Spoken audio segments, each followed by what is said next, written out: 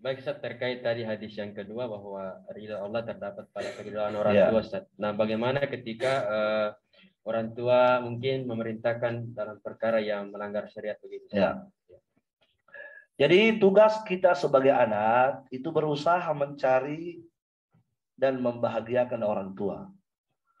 Tugas kita bagaimana orang tua selalu tersenyum dengan perbuatan kita, bahagia dengan perbuatan kita. Itu tugas kita sebagai seorang anak ya.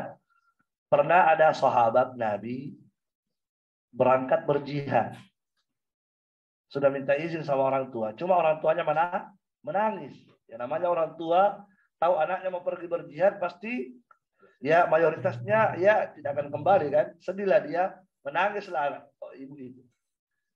Ketika dia sampai di hadapan Nabi, ya Rasulullah, saya mau berjihad ini, saya mau ikut.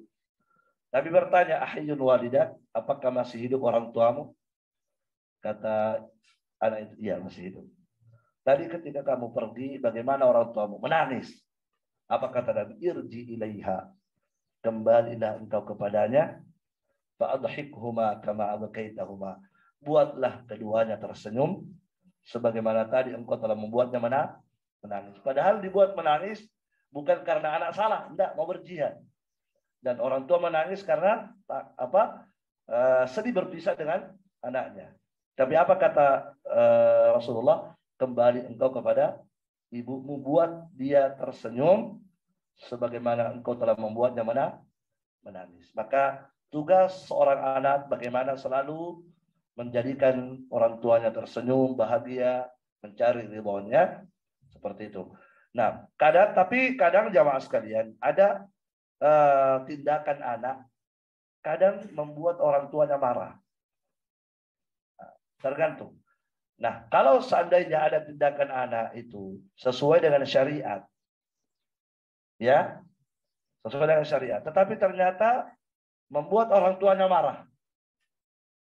Ya, contoh, anak misalnya dilarang pakai cadar, tapi anak tetap pakai cadar.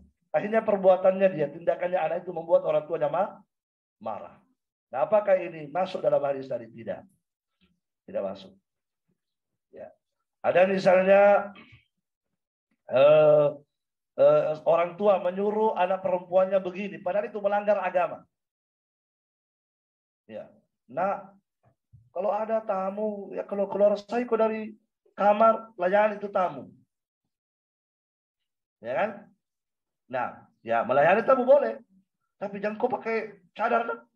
Jangan kau pakai jilbab keluar.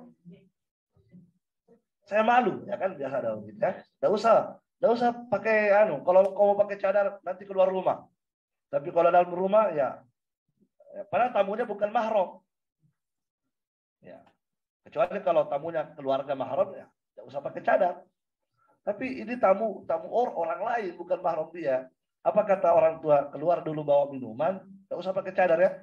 Nah, ini tidak. Ini melanggar agama kan? Melanggar agama. Nah, ketika anak tidak mematuhi keinginan orang tua marah, maka ini tidak masalah.